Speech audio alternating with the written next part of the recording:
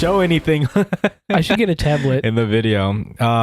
Yeah, I was considering getting a tablet too, but not the Amazon one. Those are bad. Yeah, no, the Amazon ones are crap. I mean, for if you can get it for like $10, They have a lot of ads. Okay, maybe because when I sold them to my friend for $35 when we had it on sale, so many ads. Yeah, he hates it. But I kind of want to get like a Tab E just because those are cheap. Yeah, I would get a Tab E or I'd get a used iPad for me. I'm not like a power tablet user At all, exactly. Yeah, if I'm doing any power anything, I'll use like my computer. So yeah, there's not really much of a reason for me to get a high-end tablet. I'm not doing art or anything. I'm not drawing and shit. Right, so. I'm not in an art class, and even then, I would probably just use a Wacom tablet on my computer. Right. But I mean, tablets are for the most part pretty cool. They're pretty handy to have. This is where they're useful. Yeah, because like as a monitor, like this, because you wouldn't really need the monitor anymore, other than just to view what we're looking at. Right. So that's really the only reason to have something like that.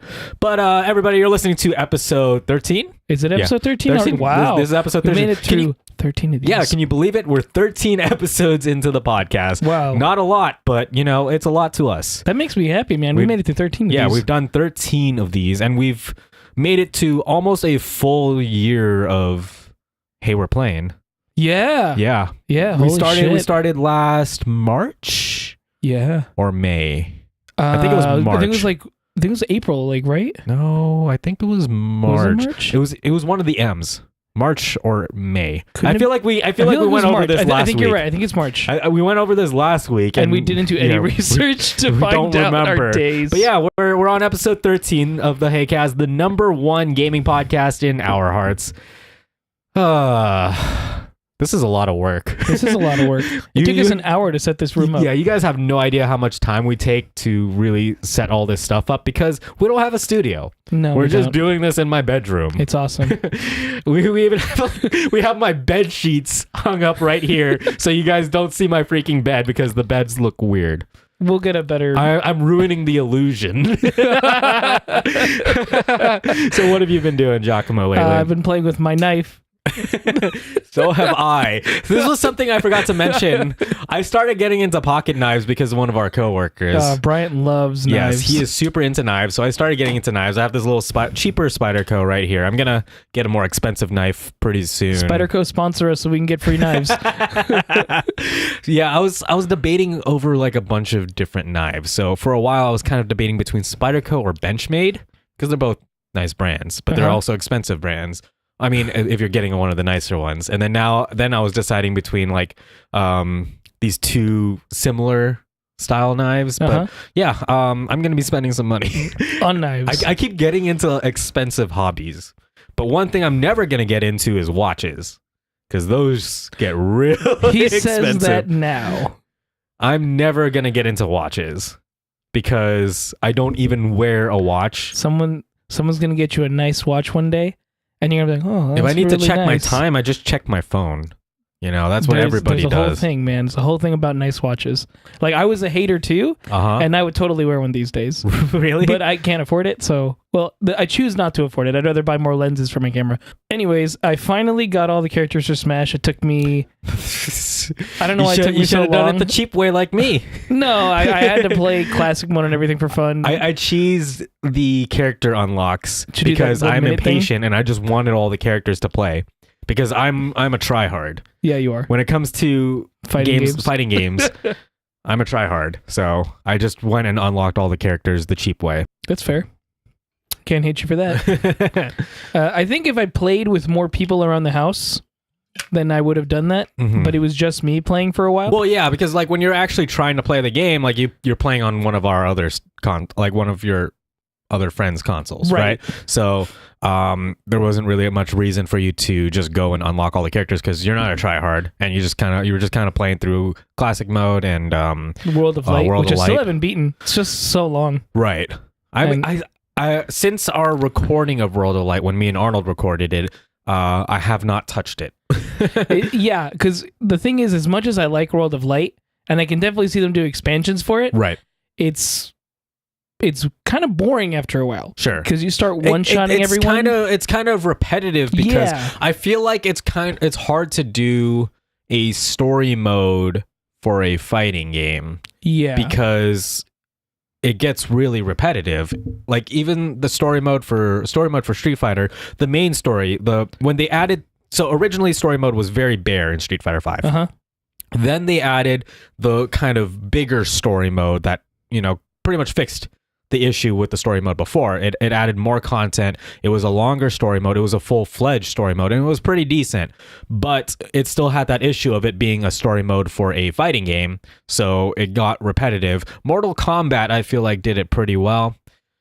But again, it's still a fighting game story mode, and it's not really as interesting as a full. Yeah, it's not. It's not the main purpose for the game, so it's not as interesting as a full-fledged story-based game. And I think what killed it for me was not necessarily the fighting portion. That was great. Sure. The puzzles weren't super hard. You got the spirits. You did some stuff.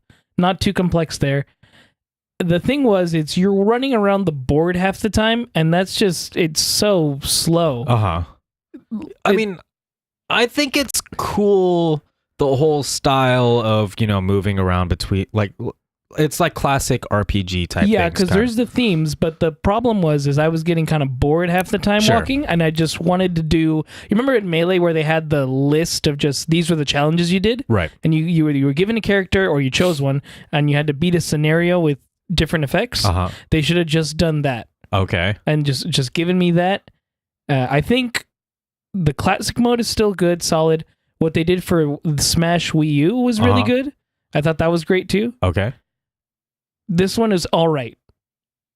At the end of the day, I didn't love it, and I'll eventually beat it, but it's just... Yeah, I mean, World of Light, I feel like, is solid for Smash. I mean, I thought Subspace Emissary was pretty cool in Brawl. Right. And then I feel like this was kind of a bit more unique. It's a bit different from what it was in Brawl, and I definitely think it is interesting, and I like the implementation of it. But at the end of the day, it's a fighting game story mode type thing, so not really too much to it, and it's never going to be a full-fledged like RPG. It can't be. Mm-hmm. It's just it's not the idea of that game. Right. What I want is more of those bosses, like when you had a Gallimon, I can never pronounce his name.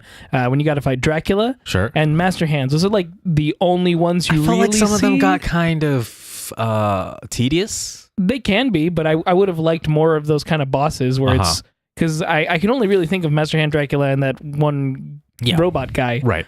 And that's what I wanted is more of those because those were cool. Like, all right, a different boss, especially for classic mode. That's a lot of fun, right? It's hard to implement a good boss fight in a fighting game as well. Again, because it's a fighting game. Yes, exactly. So like in Smash, it was kind of weird because they did the thing where they added health instead of percentages, but like that's how Master Hand always was. Though. Yeah, no, I know. But what was kind of frustrating was the whole, like where you have enemies that don't get knocked back. Okay. It felt really weird. Right, because you're just hitting them and they're standing still. Exactly. So, how do you implement a proper boss fight in a game like that? I think Marvel vs. Capcom did a pretty pretty good job of implementing boss fights into their story mode. And I think Marvel vs. Capcom just overall did a pretty decent job with their story mode as well. But Smash is kind of different. It relies heavily on knockback and things like that, and it's just not really easy to implement that for a boss fight because knocking back a boss, it kind of detracts from the whole boss thing. Right, because you could sort of do it to Master Hand and Crazy Hand. Right. If you hit them, like I guess in the back of the glove where the wrist is, right. They'll fall down, and that's like the one time they've tripped and you can actually hit them. Sure. Yeah. Okay, I see what you mean. Yeah, because it's sort of anticlimactic. Yeah, definitely. But yeah, that's pretty much all my main gripes with World of Light. Overall, it's pretty cool. It's nice. It's solid. It's interesting. It's a unique way to implement a story mode to a fighting game. So. Yeah, it definitely doesn't take away from the game, but it's not anything that I'm like, if they didn't give you that, I wouldn't be upset. Mm-hmm. I would have liked Break the Targets, but they didn't give us that either. Home Run Bat would be fun too, but that's cool. Yeah. I miss the mini games. Right. I like those. More mini games in Smash, please. Yeah, mini games are cool. I mean, imagine if they implemented sort of a Mario Party type thing to Smash Bros. I think that'd be really cool. And I think it could be something that you could do with a Smash game because there's enough item-based stuff with Smash Brothers that and you could do something like that. Better, like shoot targets, and there's 4 people trying to shoot as many targets with a character. Mm-hmm. Yeah, that could be fun. I could play that for like a little bit, and then go back to regular Smash. Yeah, because really, when I'm playing Smash with people, we might get a max 2 hours at most before you're like, okay, we've played it, we'll do it again next time, and then get kind of bored. Yeah, because you're playing more casually, more party style, right? And it's easier to get bored of a party style game like that than it is to when you're someone that's playing seriously. Absolutely. Mm-hmm. You play anything else other than Smash, or was that pretty much it? Yeah, so I was playing Bayonetta 2. And I was trying to get gold. It's still hard because I'm playing on hard mode. Okay. It's just insanely difficult, and it frustrates me at times. A bit with my mic a bit more because it keeps lowering itself. It happens. Yeah, that's always a good game. I really want a third one to come out. Come on, Platinum. You're doing a kick-ass job already. I'm still excited for Anthem. Yeah, I mean, we're going to be talking a bit about like the stuff we're excited about again, because there's a bit more stuff related to that. I guess I'll talk a bit about what I've been doing. So, we both watched Bird Box. We mentioned it last time, but we didn't really talk about Bird Box. We did want to talk a bit about movies a bit more. I marathoned all of season 4 of The Magicians just within like 2 days. That's pretty normal for us millennials. Yeah, I mean, I like The Magicians. I think it's a good show. I really enjoy it. What would you give it out of 10? 7 or like probably a 7. Okay. Yeah, I enjoy The Magicians a lot. I definitely think it has its flaws. It pushes time travel based stuff a lot, and when you implement time travel into a show, it gets kind of weird to make it not broken. Okay. Because there are a lot of instances where it's broken and it's kind of like a Deus Ex Machina. You ever watch Heroes? I did a little bit. You remember a Hero? Mm-hmm. He was kind of the Deus Ex Machina of the show. Right, when something needed, he would just swoop in and then fix everything. And that's pretty much what happened with time travel in The Magicians. And it hurt. It kind of sucks.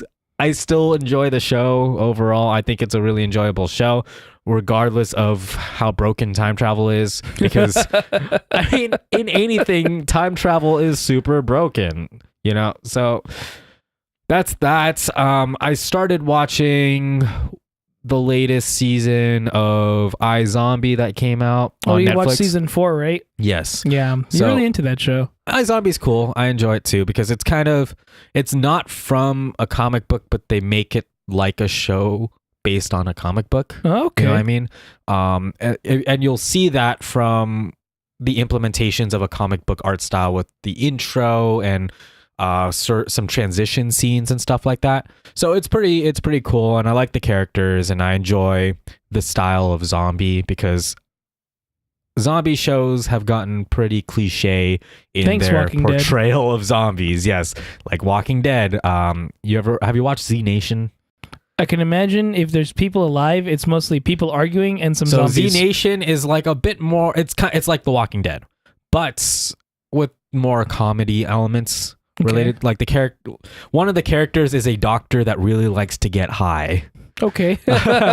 So I mean, there's a lot of comical elements to it, and they did add sort of a sentient zombie race to the show in I think season 2 of Z Nation. Okay. Spoilers. But I mean. It's pretty okay. I don't think Z Nation's the best zombie show out there, but it's pretty interesting. Well, when I'm looking at any kind of zombie movie, we can tie this with Bird Box. When you look at a post-apocalyptic movie or show, right, it boils down to one thing: survivors and how they deal with other survivors. Yes, and it does get cliche, right? Because that's basically it. And then it just comes down to how well do you make those cliches and themes in your movie, right? And can you twist it? Like in Bird Box. Yeah, spoilers. Bird Box. Why didn't they show? Spoilers again. Why didn't they show the monster? I wanted to see the monster. It's the mystery. Do you remember The Quiet Place? I didn't watch it. I still need to watch it. Holy shit. Anyways, near the end of the movie, you finally see the monster. Yes. So great. I have this resolution. Like, finally, at least I get to see what it is. For me in Bird Box, they never did that. Yeah, they never did that at all. And I was just going like, so I looked into it. The book version has the people gouge their eyes out. Oh. Yeah. So that's a more dark ending, which they totally don't do because... Why wouldn't they do that, though? It's Netflix. The director doesn't do horror movies. She does more suspense and thrillers. And so she's like, I can't do that. That's not me. Come on, man. But that would have been awesome. Wouldn't it be to see like someone with their eyes stitched out? Right. I mean, I like gore and I like horror, so I generally prefer the darker results of things. So at least for something like that. But yeah, Bird Box was mediocre at best, I feel like. Yeah. I feel like a lot of people watched it because of Sandra Bullock. Huh? Do you feel like a lot of people watched it because of Sandra Bullock? Probably. But yeah, it was an interesting idea, but poorly executed because, like you said, the director doesn't do horror, so I feel like it was really muted in a way. Yeah, there was definitely... The good elements I liked about it, was the guy when he comes into the house, the psychopath. Yep. He was great. Like that guy was cool. That was like a moment of real suspense, and you're like, oh my god, I actually kind of care about some of these characters. When he starts pulling out the drawings and everything, and then and you finding out like he's actually fucking crazy. Yes. Wow, yeah, he's one of those guys. Whew. They never really explained those people. So the only thing about them that I could interpret was they were all from mental asylums and people who were crazy. Okay. They were already seeing these creatures in their head. Now this is what I see all the time. Now you guys get to experience it, except you can't handle it, so you're going to kill yourself. Sure. Okay. Yeah. I guess that kind of makes sense. But like, I feel like the film still could have done a better job of kind of explaining it without really directly explaining it. In a way where so that like it's not just random, because the film made it feel so random and just I don't know. It's kind of hard for me to like word this, but yeah, it just didn't really. It just felt random. Pretty much. To me. It didn't have its big buildup. It was just sort of there. Yes. Like the first psychopath was the river guy, I believe, right? The one who's like, do you want to see a deer? The first one that they showed. Yeah. It was later in the timeline, but yeah, it was the first one that they showed in the movie. That was a really good one because I was surprised. I was like, okay, I kind of want to know more about these people. Like, what's going on with them? For some reason, when I first saw him, I thought, oh, that's the monster, but it wasn't. Right? Yeah, I was like, is it just the monster calling him? It's like, oh no, this is just a crazy person. Are they going to explain more? Or is he just? Yeah, the monster from Bird Box kind of reminds me of. Have you seen The Mist? I was going to say The Mist or The Happening. Yeah, it kind of reminds me of The Mist. I haven't seen The Happening. Well, yeah, The Mist was just like the thing that makes you kill yourself, and it's like the noise, right? It's not. No. Whatever it was. The Mist. It shows you shit. Right. Yeah, The Mist shows you shit, and then it can actually harm you, I believe. I don't remember it. I watched like a few episodes of the Netflix show, and then I stopped. I got a little tired of it, but I mean, yeah. Yeah. What else? I played something. Oh, what did you play? I played stuff on the channel. Okay. Yeah, so we'll just go ahead and talk about some of that stuff, some of the stuff that we played on this channel recently. Because like I played an interesting thing. My voice cracked a little bit. It did. Yeah, one of the things that was really interesting that we played was the Zelda Ocarina of Time Unreal Engine remake, which is doing surprisingly well on our channel. It semi blew up. It blew up for our standards, kind of. Yep. But it was an Unreal Engine 4 remake of The Legend of Zelda, which I think looks great. Yeah, and Ocarina of Time was one of those Zelda games that I played a bit more than others. Although I don't really remember much from it because I was playing it when I was younger and I wasn't good at problem solving back then. I think I could do every dungeon except for the water temple off of memory. Really? Yeah, water temple's the only one I always get kind of confused with. But I can run through that game. I'm definitely no speedrunner, but I could probably do it in about a whole day if I spent the day. Okay. Yeah. But yeah, I thought it was interesting because it kind of brings up fan-made remakes of games. Because I feel like sometimes fans are doing it better than the developers. Well, they have a lot of love for the project, so they just build on what was built on the foundation and make... Let's look at the Bethesda thing. Bethesda in Fallout 4 had a fatal error that a patch was custom built for by a fan, right? That fixed it, and I think it was in the Nexus. That's what happens with a lot of Bethesda games, because Skyrim had a lot of UI issues and things like that, and a lot of issues overall that fans fixed and Bethesda never did. Right. And you think Bethesda would just buy those ideas now and just go implement it in the game because it actually works. What's also really interesting is that Bethesda games have been built around fans fixing their stuff all the time. They have issues, fans fix it. Bethesda never fixes it because Bethesda's like, why should we? The fans already did it, right? So they've always been relatively supportive of mods. So I found it kind of interesting with one of the stories that happened recently with Fallout 76, how fans, which we talked about last week, how players were getting banned for using mods and shaders and shit like that. You know what I mean? Which don't actually affect the game. Right. It just helps you look at the game. I mean, sometimes there can be mods that do affect gameplay. Oh, sure. Like if you do extra damage or you have more life on certain situations. Yeah, like Soul Calibur 6 was having an issue where people were using cheat engine to mess with some values for the customization, like the Create a Souls. Oh yeah, and so you could really be busted with Create a Souls. Yeah, people were creating gigantic apple characters, right? And then I saw an Astaroth with a giant axe. Oh, so you could hit you from across. Yeah, it was some interesting stuff. So there are instances where those values getting changed will affect on the other side, but most of the time stuff like shaders and whatnot, those are really more client side, so other people don't see it but you do, right? So, and it doesn't really affect anything. So I just thought it was kind of interesting that Bethesda was just like, no, fuck it, ban everybody, when they've been so fan oriented, so supportive of the modding community. So I mean, where was I going with this? Where were you going with this? I don't remember. I just wanted to bring up the fact that it was just that fans make good versions of games that are already built. Yes, that's what we were talking about. Yes. But yeah, like fans, a lot of the time they do it better because Bethesda made a HD sort of remaster of Skyrim, right? Like an HD version of Skyrim. But fans had already created mods for the 4K versions and everything that just looked better. Amazing. It looked 100 times better than the version Bethesda hashed out. So like, and they don't have a budget. These people aren't making money from it. They did this for free. Yeah, and it just baffles me how Bethesda didn't dish out when they were getting paid for it. Didn't dish out something that looked better than that. Well, my only defending argument would be this: Bethesda, since they're the main developers and there's studios that do it, we're saying, all right, we have this much money we can put towards you guys that are building it, but you need to make a new game or something because we can't just have you work on everything that looks nice. Right.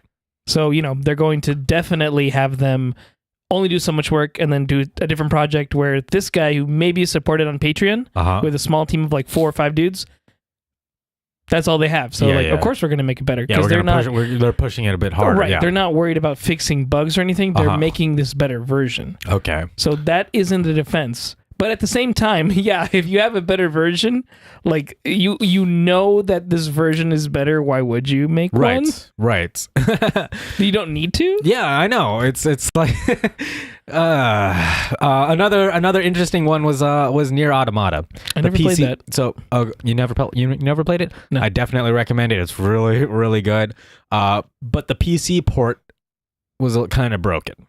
Right, it ran really poorly, didn't look super great, but frame rate was one of the major issues with it, and then support for certain resolutions. Like the resolution drops during cutscenes, and then the frame rate goes to like 30 frames per second and shit like that. So someone created, I think it's called the FAR mod, FAR. I don't remember what it stands for, but it fixes frame rate. You can add shaders and stuff to make it look better. It's a mod that literally fixed everything about the PC port of Nier Automata. And I mean, Japan has never really been great at PC ports to begin with. They're always consoles. They're more console oriented and especially handheld oriented. Oh, Japan loves their handhelds, but PC has never been quite as supported in Japan, and Nier Automata being a game that came from Japan, it wasn't a good port.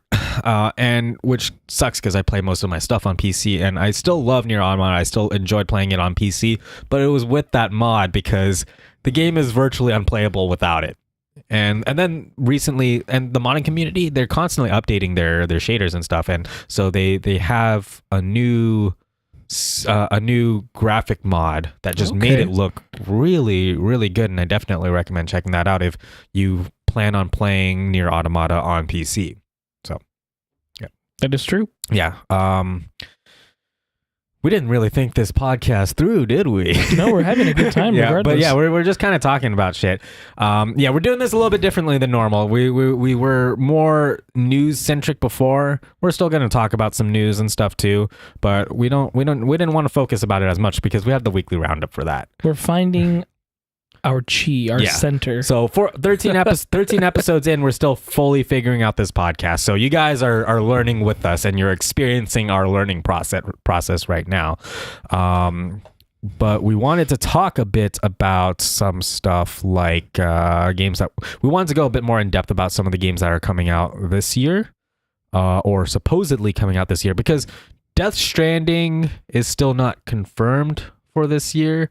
Ghost of Tsushima, which was that samurai game that I was talking about last week that I couldn't remember the title of. That wasn't the one by the makers of Dark Souls? Yeah. From Software? No, that's not the one from Software. That's a different one. Yes. That also happens to be kind of samurai-ish. Yes, but it looks super cool. It does. But I remember seeing that at E3. It wasn't confirmed for this year, but it appears like these are games that are going to be coming out this year because the release dates haven't been fully confirmed yet.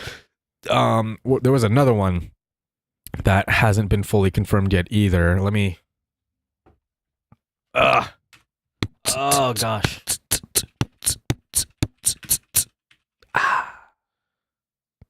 So it was Ghost of Tsushima, Death Stranding, Last of Us Part 2. Oh, yeah. Those were the ones. I still got to play Last of Us. Uh-huh.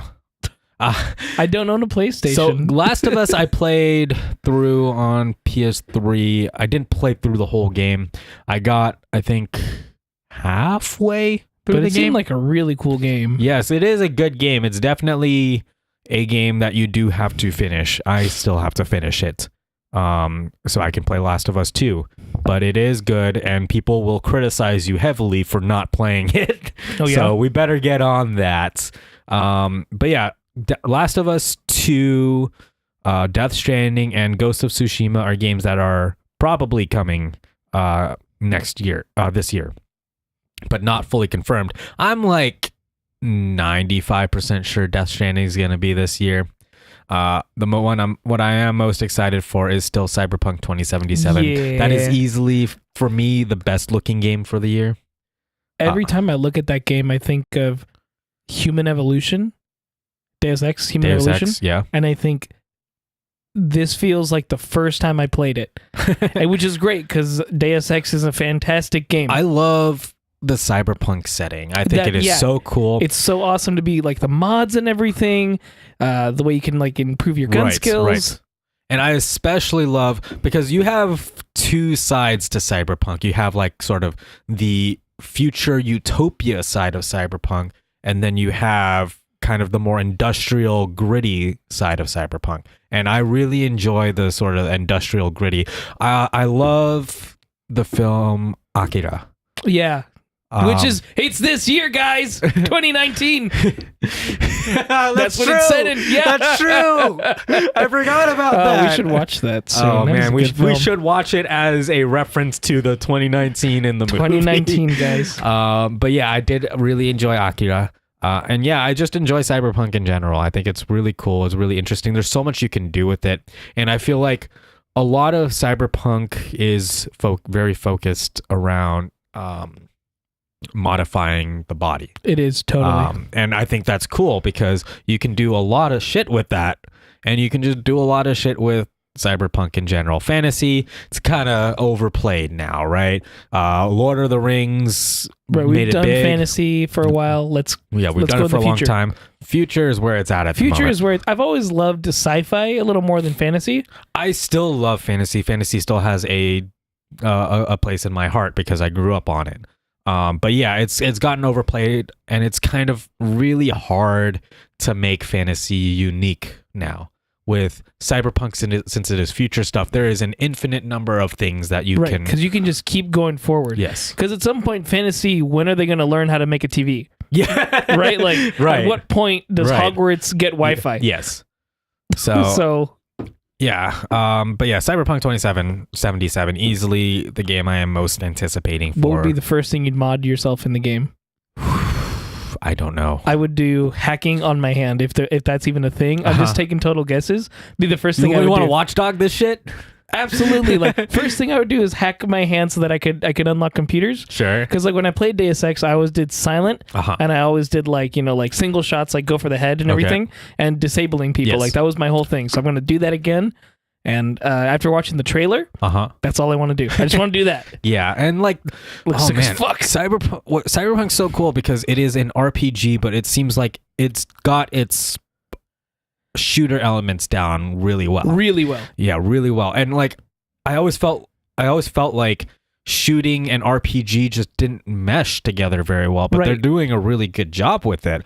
At least from the trailer that we've seen, which showed a lot of the game. So I don't know how I can't see how they can really fuck this up. Right. And being a Polish company that never made games when they created The Witcher. Yeah. And then so they've always been doing PC. Not PC. They've always been doing ports of stuff, right?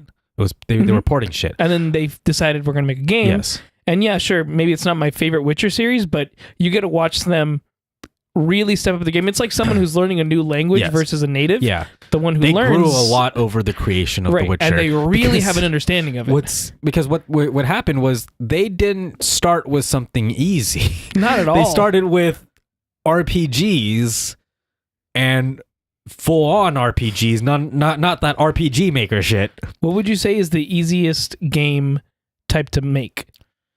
The easiest game type to make? I would say... RPG Maker. Well, I would say like in a genre, what do you think is the easiest kind to make? That's a tough one. I would say shooters. Side scroller. Okay, side scrollers too. I just think shooters are easy because it's designed and point. That's it. But with stuff like shooters, for it to be good, you have a lot of factors like bullet drop and like aiming mechanics, things like that. Hitboxes in a shooter is inherently more difficult than hitboxes in a platformer because you're dealing with 3D space. Shooters, you are dealing with a 3D game, whereas a platformer, you're dealing with 2D space. Hitboxes, hurtboxes, things like that is easier to gauge, and it's a platformer. You can't really fuck up a platformer too much. It is. I feel a platformer, 2D platformer, is just overall a simpler thing to make, and that's why they're so common in the indie space, because it's easy to develop because you're not dealing with 3D. Once you start incorporating 3D, it's inherently more difficult because you have the whole Z-axis to deal with. So. I definitely can see that. I still think it's easier because in a 2D platform, if your controls aren't good, then you're not going to play it at all. At least in a shooter, obviously, the idea is... you do have to fine-tune your controls, and that is still something that is difficult. Creating a good game is not an easy thing. Let's say we have developers that are... Let's say we have inexperienced developers. Okay. They are going to drift to 2D platformers more than they are going with shooters because it is harder to code a 3D game than it is to code a 2D. It is also more demanding for a 3D type thing for the computer to render and all that stuff. It's overall going to be a headache to deal with if you don't have them. If you don't have the materials for it, the specs in your rig that you're developing it in, as you are with the 2D game. That's fair. I didn't think of it that way. Yeah. Okay, you made a solid argument. I will definitely give you this one. I'm smart. I'm Asian. Just flip the table.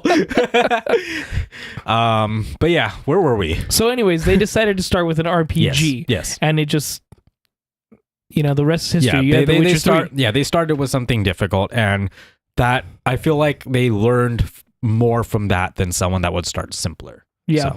Because they really have an understanding of it. Yeah, and they haven't fucked up yet, so I don't expect them to. Yes, exactly. Ghost of Tsushima looks cool. Have you seen the trailer for it? Yes. And you saw it at it was E3, right? Mm-hmm. That they revealed it at. They had like the little pipe flute guy playing with it and everything. But yeah, that game looks like it is going to destroy my computer. Because so pretty and so demanding. There's so many particle effects and shit like that, it seems, from the trailer. The way the graphics are, it seemed like there was a lot of... You noticed during the fight scenes in that trailer, all the bokeh effects and stuff in there? It was crazy. Are you going to need to update your 1070? I might need to swap out my 1070 for like a 2080. 2080? Yeah. 2080 Ti. God. Oh, so boy. You can play Fortnite and Minecraft? Those are two games I do not touch. I still play Minecraft on my Switch. I don't play Minecraft. I it's not for me. I like burning my house down and finding a new house and doing it all over again. Minecraft, I feel like it's kind of weird because it's in this sort of space where a lot of people feel embarrassed by it. I could see it because it is marketed more towards children these days. Yes. And so it's like, what, are you playing a kid's game? You do have adults that play it, but like, yeah, I feel like a lot of, I don't want to say hardcore gamers because you can have hardcore Minecraft gamers. Would you say it's more associated with cringiness? And therefore... I feel like a lot of the Minecraft thing is very cringy. It is associated with cringy people, kind of like Five Nights at Freddy's. I was going to bring up Five Nights. If Spencer was here, you'd have a great story for Five Nights at Freddy's. Really? But we'll leave that to him. Okay. we'll force him to talk about it next time he's here for the S list. Spencer's been out of town for a while. He's in Colorado right now. So he's not here. That's why he hasn't been on the S list lately. Won't be next week either. Yes, we're going to have another episode without him, sadly, because Spencer brings all the fun stuff to the show. He's great. So Minecraft, that's why people are embarrassed. Yes. But it's a fun game. I still enjoy it. I think Minecraft on its own, it's fine. It is fine. It is I feel it's more of the community behind it. Similar to how, and I'm going to get a lot of hate for saying this, but like the Smash Brothers community is a little, I want to say, somewhat immature. I was gonna say, you're gonna say immature. I felt like you were gonna say it. It is. It simply is. And a lot of people within the fighting game community will agree with me, because the fighting game community and the Smash Brothers community, even though Smash Brothers is considered a fighting game, and a lot of us fighting game players respect that we consider it a fighting game, it is a difficult game to play. It is a very different fighting game, but it still requires a completely different skill set that is very, very difficult to master. I respect the game. I respect the competitiveness of the game. I respect the skill involved to play it. It's just the community is just childish. It's very immature. They get there's the divide between all the different Smash games. Melee players are very elitist. And I think you know this. Most gamers know how hardcore elitist Melee players are, and they will talk down on Smash 4 players when Smash 4 was the latest one. They will talk down to those players like they don't have as much skill as them, even though the games, they're different. They require a different skill set. It is a different style of Smash game. Right, plays differently. So yeah, that's pretty much the main thing. And also, a lot of people will talk about how if you go to a Smash Brothers tournament, it doesn't smell good. You've never been to a Smash Brothers tournament. It's been a while. You've never been to a Smash Brothers tournament, but people that have been to the Smash Brothers tournament will know that smell is not good. That's the joke I always see. And yes. They still have them here locally. If you go to like some of the game shops down here, they'll have them. Smash Brothers has the largest community backing. What's nice is because it can really bring a lot of casual players into playing this, even in the competitive level, because it's still fun. Yes. That's one of the things that's really unique about Smash. Yeah, no, Smash, Smash Brothers Ultimate sold so well. It was the reason the Wii U was... Yeah. It sold so well, and a big part of that was the Switch sold really well, and a lot of people like Smash Brothers because Nintendo, all the Nintendo characters, all the party game aspects of it, and stuff like that. But yeah, Smash Brothers in general has one of the largest communities for a fighting game. With the fighting game community, they struggle to start local tournaments because there's not enough people not enough people playing the games. Like fighting games is a niche genre. That's true. Like when you brought Street Fighters and nobody played it because we all played Smash. Fighting games are hard. Okay, it's true. And you're spending and this was something that Eris, avoiding the puddle. He's one of the bigger names in fighting games. Mostly plays 3D fighters like Tekken and Soul Calibur. But everybody in the fighting game community knows this guy. He's one of the biggest fighting game streamers out there. But he talks about how with fighting games you are spending so much time, hundreds and hundreds of hours in training mode in the lab practicing combos, and you still suck at the game. You spend so much time practicing this and you still suck. It's a very masochistic genre. That's so true. When I would play Dead or Alive 4 and I was just going, God, I just want to get this move down. Yeah. And I still sucked. It's like I've spent over 1,000 hours on Street Fighter 5. Okay. I'm Diamond, which a lot of people will think is like, oh, Diamond, that's cool. You're good. I still suck at the game. I've seen you lose many times. I go to tournaments and I still get bodied, and it is disheartening. It is a hard genre because you spend so much time and you just don't feel like you're really growing that much and really progressing. So that's kind of one of the reasons why people don't really stick around and why the fighting game community struggles to keep local tournaments going. And right. Everyone has to go to Vegas and they all meet to that one place. Out here in out here in SoCal, literally the only place people are going to is Wednesday Night Fights at Esports Arena in Santa Ana. But where we live, that's a really long drive to go out there. So I try to go to more local stuff. And there were a couple that were doing pretty well, but then like they'll do well the first couple weeks and then people start falling off and just going back to Wednesday Night Fights because that's where all the players are. Right, because then they realize, this guy's kicking our ass here. I'm not going to keep coming back here. Well, no, it's not really that. It's just that like you have this event and then people will try to support it because the fighting game community, they're always talking about trying to support their local events. And so they will go the first couple weeks and then they just don't really go because they want to go to Wednesday Night Fights where all the good players are. That's the fastest way to progress. And a lot of people will feel like, oh, I'm being hindered by these smaller ones. But if people were more willing to support all these different ones, I feel like the community will progress as a whole more and it will be less disheartening because fighting games suck online. Like let's just be fair. Like it sucks online.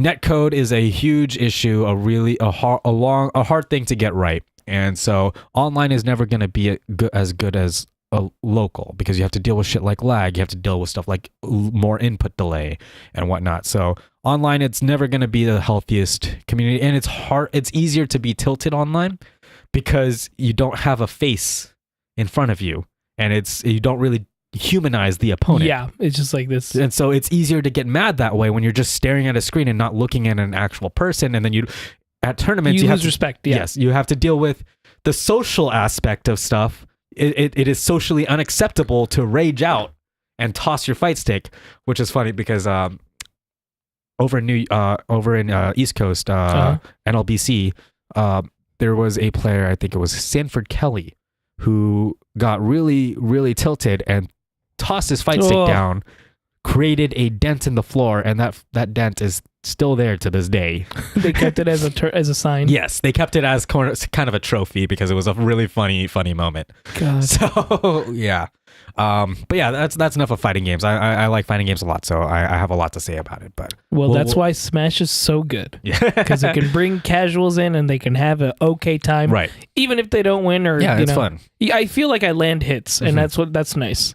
I think it's nice. The Switch is really bringing in more people playing games in general because it brings all ages. Like I'm getting adults, You get kids. But the other thing is it's a home console that is also portable. So I feel like that was like a huge appeal to it, and it just sold so well. Like it sold in ways that they wish the Wii U sold. So I always feel like they just gave up on the Wii U and are like, you know what? We know this next project we have. It's kind of like how PlayStation kind of gave up on the Vita.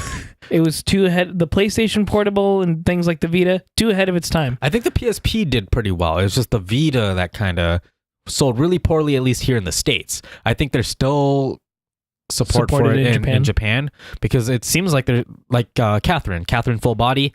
There is a Vita version of it that is coming out. So they're still supporting it out in Japan, but it's just not really here in the States. It just did not do well in the States, which is crazy when the Switch did so well out here. If we look at the time, how much did the PS Vita go for? I don't remember. Like if we look at the price, I'm assuming like $200, right? Right. You can get a Nintendo DS, and there's just more games and for a fraction of the cost. Yeah. And there was like, how are you going to beat Nintendo? Your kids are growing up with Nintendo, so they're going to buy Nintendo. Right. Yeah, I mean, I guess that makes sense. The argument could be said as well for the PS Vita. I think Nintendo just has more iconic characters. Yeah, exactly. That's their strongest suit, because it's definitely not graphics. Nintendo never really tried to compete with the big, with PlayStation and Xbox. They were always the kind of their own thing, dishing out their first party stuff, creating their little characters or their really iconic characters like Mario and Kirby and whatnot. You can say they're like Apple, kind of doing their own thing in the phone world. But yeah, since they were always doing their own thing, they never really had that issue of trying to compete, and they always just did pretty solid.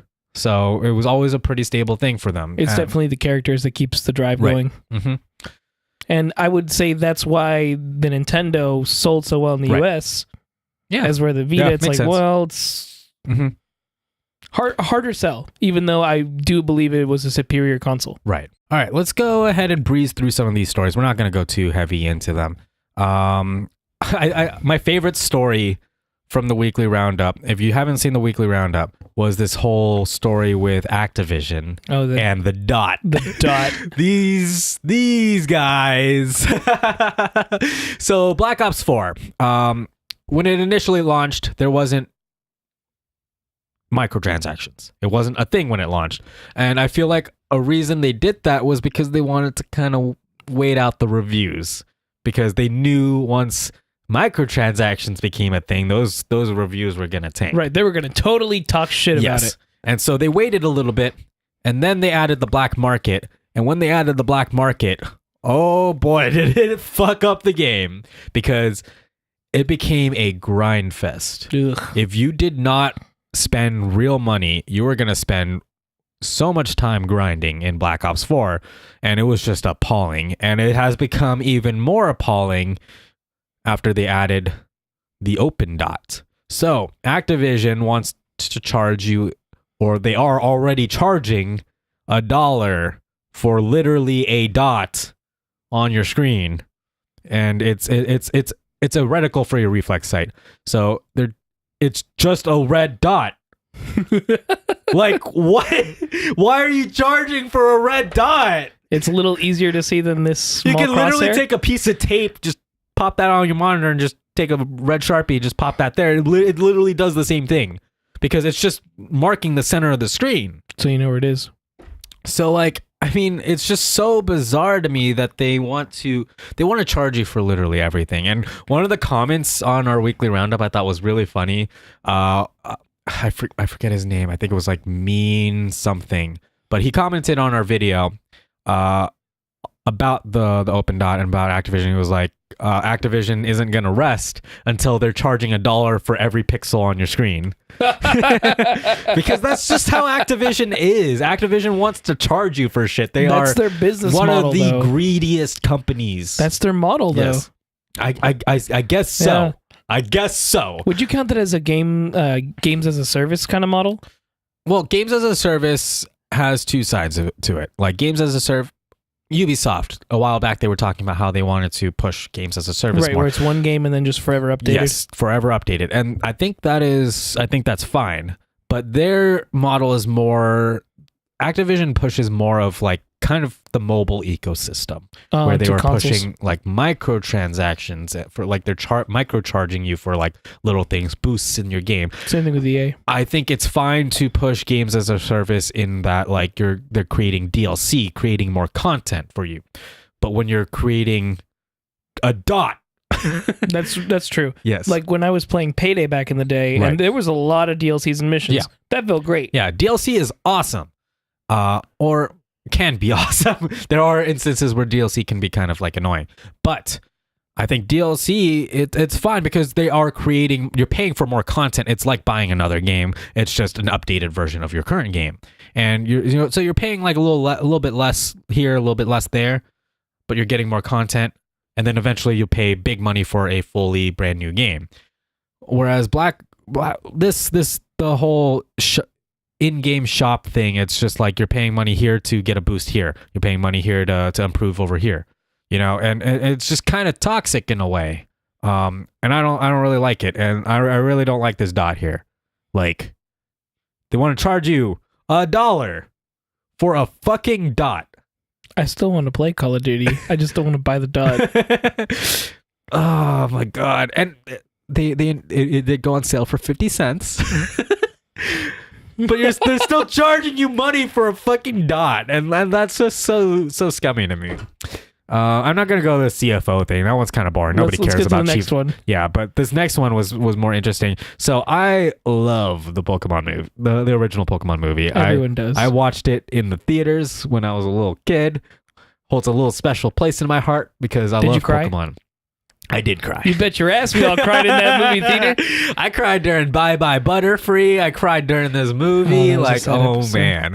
But yeah, the original Pokemon movie, the first Pokemon movie, Mewtwo Strikes Back.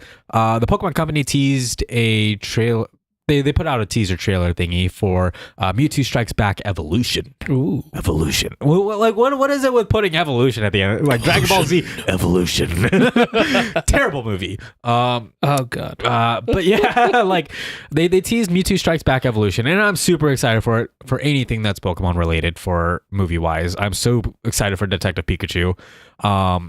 But some fans are a little bit worried because the teaser was CG. It showed a CG Mewtwo, and a lot of people felt it was kind of jarring. And instantly when I think of anime and CG, I always kind of take a scoot back a little bit. Because there's a reason it didn't catch on, why anime is still hand-drawn mostly. Yes, it always looks so jarring because there's a bunch of CG anime on Netflix, and every time they have done CG anime in general, it has not looked good, and with a few very rare exceptions. So what do you think of this? Like, what do you think of CG Mewtwo? What it comes down to isn't the Pokemon. What it comes down to is the people. People in certain CG situations look way weird. Right. I feel like what most fans are kind of worried about is traditionally Pokemon has always been been in this particular style. But look at it this way: like if you look at what was the Pokemon fighting game? I can never remember it. Pokken, yeah, Pokken Tournament. Yeah, it looks great. The 3D models look awesome because those are characters that don't exist in our real world. So we don't actually have something to kind of back up and say, all right, this is what they're kind of supposed to look like, how they move. But when you look at a person in CG, like unless you're getting Pixar because they have their motions down to a T, everything looks so like too robotic and feels really awkward, which is why I never want to watch most CG things because it just looks weird. Sure. And they don't do like this realistic kind of thing. So that's what it'll come down for me is, does Ash Ketchum move normally? That's the other thing. CG, like, it's kind of hard to make good motion. Motion in CG is weird because you have to think of it in terms of how motion works in real life.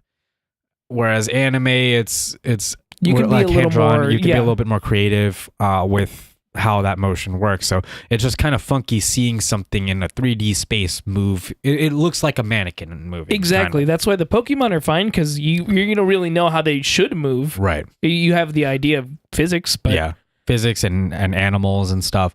But they kind of have it okay. Like when I'm looking at Pokemon Trainer, when you're playing Smash and the way it moves, it looks all right. So if they kind of keep it like that, and the faces don't look too weird, sure. Yeah, I mean, I think you can do it well. It's just going to be kind of hard, and people but like most of the people are a little bit wary of the art style because I mean it's not a traditional Pokemon art style, and I feel like they didn't really think of that too much with Detective Pikachu because it was incorporating real life kind of right. But I think I think they did a pretty good job. Like I always love looking at the meme where it shows the Pokemon Detective Pikachu, it shows the Lion King, and then it shows Sonic, and you're just going, "What's this hot mess in Sonic?" I also feel like what's kind of different with Detective Pikachu is that it is not a mainline thing, whereas Mewtwo Strikes Back it's a little bit more mainline. Okay, right? I agree. Detective Pikachu is something that hasn't been really done before. It's not. It doesn't have to be canon. And also this is more of an Americanized thing because, Ryan Reynolds is in it and everything. So it is definitely more Americanized than the traditional Japanese Pokemon. But I think it looks good. Like Pikachu has fur. It's kind of what I expect. And at first it was sort of weird, but some of it looks super freaky though. Like Psyduck looks fucking weird. Psyduck does look weird. Mr. Mime looks terrifying. But that's kind of how they would look. Like I would imagine thinking about it. Yeah, that'd probably be fucking scary. Yeah. So, it fits to me. Sure. The CG works. But yeah, regardless, I'm still pretty excited to see a remake of Mewtwo Strikes Back. We'll go see it when it comes out. Yeah. This next one was sort of the timing with Catherine. So did you watch the weekly round or Friday's weekly roundup, right? Of course, I'm there when you film it. Yeah, you are there when you filmed it, but like you saw the Steam page thingy for the Bayonetta Steam page thingy, right? So Catherine, it's getting ported to PC. It was rated by the ESRB. It hasn't been fully confirmed that it's coming to PC, I don't think. But the timing for it is kind of weird because Catherine Full Body is supposed to come out for PS4 and Vita, and supposedly the PC version isn't going to be the one that's coming out because Full Body comes out is probably coming out after the PC port. So we're going to be getting the regular version of Catherine. So it's kind of weird, like this timing for this announcement, because on the Steam page for Bayonetta Steam page, because we got a PC port of Bayonetta and everything too, but the Bayonetta Steam page had a sheep, and all it said was "ba," and it was by Sega. What kind of fucking announcement is that? And the reason people are kind of tying these two together is because sheep are involved in the Catherine game and all that stuff. So they're like, oh, there's a Catherine announcement for PC. It's going to be on Steam. Yep. So it's such a funky thing. That's what they want to do, man. So weird. Like, is it like some sort of ARG type shit? Do we have to like dig into the Bayonetta files to find some shit for Catherine? Imagine. Look, I'm not that into it, so no, I'm not gonna spend time looking into that. And since it's already kind of been done, like you don't really need to. Right. Remember when Five Nights at Freddy's had that shit? It was on their website, and I don't remember because I never paid attention to anything Five Nights at Freddy's related because I tried to avoid that shit. It was so complex trying to figure things out. Really? Like you had to go into the source code to read things like, oh, here's the reveal. Is it potentially this? And that's how you had to find out the storyline if you really wanted it in depth. There was some other game that had like some really in depth ARG stuff that was fucking weird too. I don't remember what Cicada. it was. Huh? No, it's a different thing. But another thing that also it's kind of in the works. This isn't really news related, but PT Unreal. I forgot to mention this because I wanted to mention this when I was talking about the Unreal version of Zelda, and we were kind of talking about fan made stuff. But PT, being that you can't get PT anymore. It's true. You only have the version that you have on your PlayStation. Yes, and also, people were worried that like we weren't going to be able to play it anymore during that whole controversy thing. Update that would kill it. Yes, that never actually happened. People are still able to access the game just fine. But I mean, PT was scary. It was scary when it came out. It was like one of the better horror experiences in a game because we were at a time where Resident Evil was more of an action game. We weren't really getting any a lot of the Silent Hill games that have been coming out were very lackluster. So we weren't really getting a lot of great horror titles. And then PT came out and it was genuinely scary. And it was just a teaser for the upcoming Silent Hill game, which is never coming out anymore because Konami just makes pachinko games now. And Hideo Kojima has since moved out Rest in peace, Castlevania. His own company. And Guillermo del Toro, who was supposed to have a hand in PT as well, doesn't want to do games anymore. I remember him saying something like that. Although I think he's having a hand in Death Stranding still, right? Yeah, I mean that would make sense because he's a director. He's not there to make the game. He's there to make the story. Right. And he wants to work with someone who he thinks the vision could go well with. Yeah. So if you take that away, then why does he want to work on it? But yeah, there is a fan-made version of PT that you can check out that, from what I have seen, looks pretty solid for the most part. We should play it. Yeah, we should. We'll probably eventually play it on this channel. We've been playing a lot of horror games lately, ever since our Spooktacular stuff. It's easy to play and it's cheap. People make it. Yeah, it has some funny moments for us when we get spooked. Oh, like, man, all of the Momo games just look awful, but play kind of fun. Can't wait for Spencer to get back. Gotta play that third one. Oh boy, I can't wait for Momo.exe 3. Right, finally, come on. I feel like I'm more excited for Momo games than like actual AAA titles. Right, but we already got married in Momo now, so what is there left to do? Yeah, have children. That's pretty much I guess that's pretty much it for the Heycast. Thank you guys for tuning in.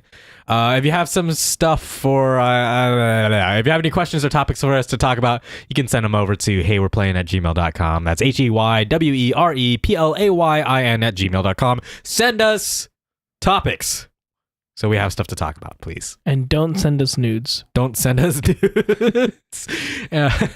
But like, you can send us lewds. Yeah, okay. Yeah, I'm fine with lewds. Just don't send us nudes. I don't want to see that. He goes like a grade down. And don't forget to follow us on Facebook, Twitter, and that's pretty much it. We have an Instagram, but we don't use it much. It just lives there. It's just kind of there. We don't really have followers, actually. We don't have anything I haven't done anything with it. Like, what is there for our channel to do on Instagram? Yeah, exactly. It's just gonna be a bunch of pictures of my bedroom.